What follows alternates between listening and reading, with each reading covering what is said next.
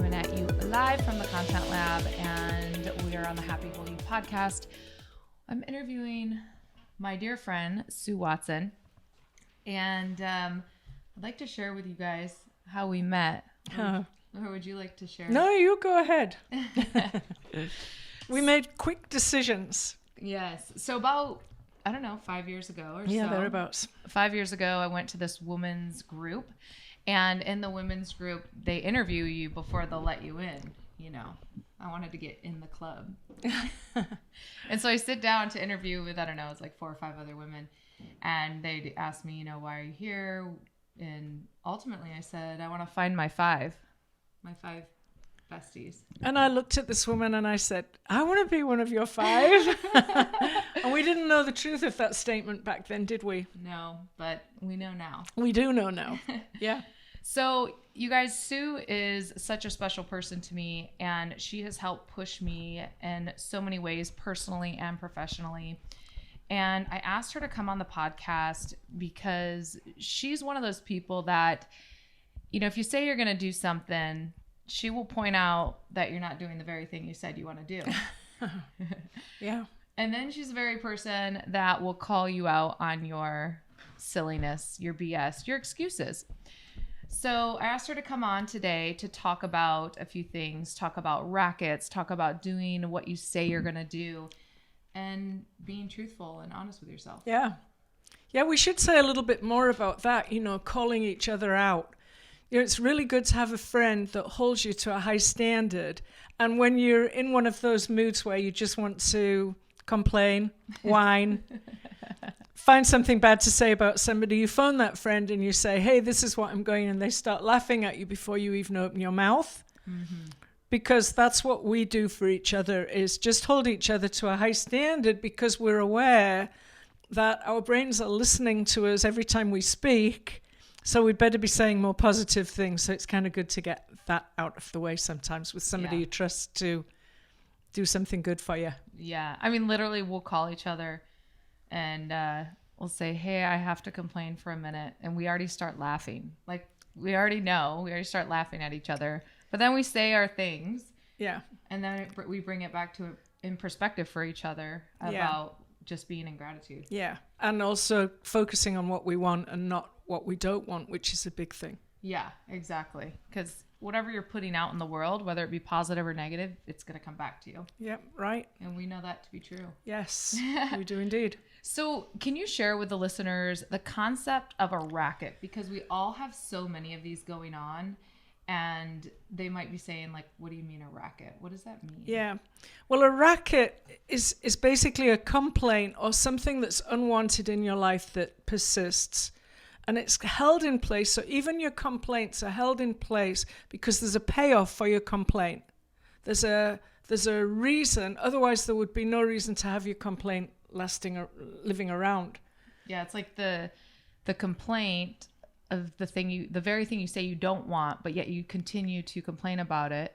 It comes back to you like a racket, and it allows you to stay in the victim mentality. Yeah, it keeps you in victim mode, but it also has you being right. Yeah. Right. So if I'm saying something bad about you, Anna Marie, I'm actually being right, and I'm invalidating yourself and giving myself a dopamine boost because I'm better than you, I'm superior to you, or I'm right and you're wrong, or, sometimes we do it to win an argument or to avoid losing an argument and those kind of things. But there's always a payoff for the racket. But the other side of the racket or the complaint is basically, you can think of a racket as a recurring complaint. Then the other side of that is there's payoff. There's payoff on the one side, but on the other side of that coin is the cost of that racket. Mm-hmm. So when you're racketeering, when you're complaining, when you're, whining incessantly about the same thing, it bounces up. So I'm holding it down. It looks like I'm super nervous, but I'm not. I'm just adjusting your mic. I know, but it won't stay there. It's fine. Yeah. Oh, but on that video, we're not getting your face. Okay, we're good. Oh, wait. Sorry, guys. That's why I was holding it. Technology. Hold it like right there. Okay. It's coming in hot. Okay. Because you're hot. I'm a hot. Yeah. So the on the other side of the payoff, So you're saying you're keeping your complaint alive to be right, but on the other side of that, it's costing you well-being, satisfaction, love, people, relationships, and vitality. So really, every time you complain, it's costing you life. Which is really sad and tragic, and we don't even recognize that we're doing that. 100%. And that's, again, why we come back to each other and say, let's not do that. Yeah. So for those of you listening, if you think about a racket in your life, and I'll give you an example. So a racket in my life has been with my husband. Yeah. We all have rackets with our spouses. It could be as simple as putting the top back on the toothpaste, or it could be something much more serious. But the racket is being held in place because there's a payoff, and it's costing you vitality and life satisfaction. Right. So the payoff is, I'm right, you're wrong. And so you need to change that, when really, I don't even need to have a racket with that. It's like, does putting the cap on the toothpaste, is that really, is that, you're not going to allow that to cost me my happiness? Well, here's the other thing with a racket, is there's something to be responsible for. So every single complaint that we have, whether it's new or old, every single complaint allows us an opportunity to see what we need to be responsible for in that moment. So if the toothpaste lid is such a big issue, there's something to be responsible for that. You know, for me, it's as simple as putting the lid back on myself, right? Or I could sit down in the right moment and say, let's do this a little differently in the bathroom. Yeah. But we love to complain. We love to complain. We love to be right. And that's interesting because the brain does this thing where we can literally recondition our brain. And if we're doing this thing where we're looking for what's not right, our brain will continue to do that every day. So as simple as, and research shows us, as simple as every night before you go to bed, really sitting there to think about what you are grateful for and what was good in your day. If you do that over a period of time every night, what happens is your brain, it's plastic, right? So you start creating these new neural pathways to start looking for the good in every day, because stuff happens every day. We all know that. Someone cuts you off, somebody's late, something's not working out, your microphone's just not staying put, right? And Hold on to it. We could just, some of these things, we take it so seriously when we can just laugh at it. Yeah, and in business as well, you're going to find, because I'm a business specialist. Yes, and when we do the final podcast, I'll have actually introduced and shared all the things. So those of you on Instagram Live, go to the Happy Whole You podcast, and you can start following. So when this episode drops, you'll hear the full credentials of Miss Sue Watson, because she is an amazing woman. Thank you. Yeah. What were we saying? Yeah, the brain is basically between, you're the brain specialist, but between the ages of like 0, -3 even, last trimester in utero, we are having a big brain dump. We're in a semi-hypnotic state, and in order to learn to be a human being from that age through 7 years old, we're just having this big brain dump. And that's programming our brain and wiring our brain. And we think the brain thinks, but actually all the brain does do is record. Record to keep us alive for survival. So we're recording and replaying over and over and over again, and it stops us from getting the results that we want in life. So you've really got to be careful what you say to your brain and how to rewire it. It's not that difficult, right? Yeah, and you could record over those programs, but some of those programs are strong, like, this isn't available to me, I'm not good enough, nobody likes me. Like, these programs are literally from that 0 to 7 years old. Yeah. We get all these programs in, and then as we go to our adulthood, we're trying to figure out how to get beyond those, but most people don't even know they have them. That's right, and we're compensating for them, and it's running in the background all the time. And we're compensating for it, and we're making major decisions in our life based on the programming that's not even the truth. So for example, one of my programs is that I'm not good enough, or I'm not wanted. There's plenty of evidence of that. When I was a kid, my brother was 6 years older than me, my sister's 9 years older than me, and there was a lot of evidence that I was not wanted, but it's not still there, and it's not forever. But I act as if, when it's running in the background, I act as if it's the truth, and I make decisions based on that. So, for example, when I'm making a sales call, and I'm already thinking, oh, they're too busy for me. They don't have time for me. So we all have to rewire that before I go into the meeting.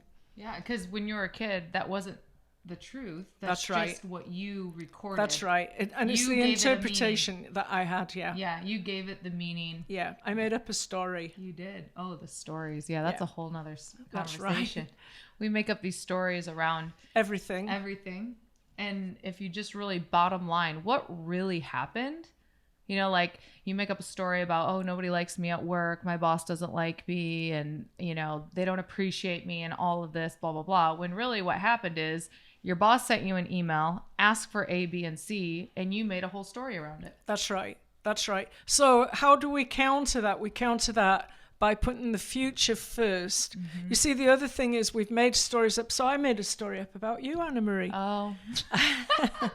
I met Anna Marie, and the story that I made up about her was that she was a great person and somebody that was very interesting and beneficial to our community. And I live with that story, and as a result, my relationship with her is based on that story. Right? But we make up story about coworkers and they're not so positive, or about our boss and they're not so positive, and we live as if that's the truth. So then before we even go into a meeting, we've already decided the outcome of the meeting, and that's nuts. That's crazy. Yes. So what we should be doing is putting the future first in everything. So, and we know how to do this do you have a driver's license? Yes. Yeah, so you put the future first, which is, I want to be able to drive a car. And you went and did what you had to do to create that future. Do you have a degree? Yes. Okay, and we can do that in every area of our life. So in every area, particularly in the business world is my specialty, we can say, this is what I want to create. What do I have to do to get there? Versus, this is horrible and I'm horrible and I'm a bad person and I can't do anything and I'm useless. Right? Yeah. So whether it's a long-term vision that you have, as long as you have a vision for something, as long as you've created that future in your mind, you can generally make it happen. Yeah, I love that. We can have whatever we want. Now, I want you to talk about a piece of doing what you say you're going to do. Yeah. Because a lot of times people aren't living with integrity. Yeah. They'll say, you know, something as little as, oh, let's grab coffee. And they have no intention of grabbing coffee with that person, but yet they say it. Yeah. And so even in those small circumstances, those are actually big circumstances, we need to take that away. So can you talk on that? Yeah, I can. Your brain's listening to you. We've said that already all the time. Your brain's listening to you. So if I say, let's go get a cup of coffee and I don't do it, then to myself, I become somebody whose word is not reliable. So every time I say, let's have a cup of coffee, I have to put it on my to-do list. Or let's go for lunch sometime. Or I haven't seen you, let's catch up sometime. It has to go on my plan. Actually, my calendar is better than my to-do list. So it has to be planned into my life so that my brain, understands that I'm a person whose word can be trusted. Yeah. So, you know, how does this play out? If you think about it, if you're a person whose word can be trusted, then you can create anything for yourself and your life and your business, and your body will follow suit because your brain already knows that your word can be trusted. So you want to be in business and in life doing what you say you're going to do, or at least cleaning up if you're unable to do it. Yeah, so if you have the intentions and you share with someone, hey, I'm going to do blah, blah, blah, and then something happens to where you're not going to be able to fulfill that end of your commitment of what you say you're going to do, it's picking up the phone. It's calling it out, not making up a story around it. That's right. You just say, hey, I said I was going to do this. I'm not able to. Yeah. Can we do something else? So there's another thing that goes along with this, Anna Marie, is that it's unusual behavior. So, for example, if I say I'm going to be here at 8:30 and I'm running late and I'm going to be in at 8:32, I'll call or text and say, I'm running late, I'll be in at 8:32. Well, people say, why do you worry about that? You know, it's 2 minutes. Who cares about 2 minutes? But again, it's unusual behavior. So if I am late and I haven't let you know, you know, hey, something's up. Yeah. Right, Yeah. something's up because Right. Sue's on time, or she's, and you know, people are late and they don't recognize the impact that has on the people around them, Yeah. and the loss of credibility that comes with that. Yeah, because 2 minutes turns into 4, 4 turns into 10, Yeah. 10 turns into 15, Yeah. and then Yeah. it's like, oh, And if you're running a business meeting with executives, that's very expensive. 10 minutes. yeah. Yeah. For sure. All right, Sue, as we wrap up here, what are a couple nuggets that you would leave to the listeners where they can start to move the needle in their life of being their true authentic self, being honest with themselves, living with integrity? Yeah. What would you say? I would say make sure that you're telling yourself the truth and not some old outdated lie. You are worthy. You are awesome. You are incredible. You can get results. There's very little that's outside of your control. You can change and rewrite your future. And you probably need to call the two of us, and between us, we'll help you do that. Yes. Oh my gosh. I love it. Well, thank you, Sue, for joining me on the Happy Heal You podcast. And we need to have you on again because this was just a teeny Tip of the iceberg. a drop in the ocean. And yeah, your knowledge is so valuable. So thank you guys for listening. And I'm excited to share this episode. Thanks for having me. Yes. Enjoyed it.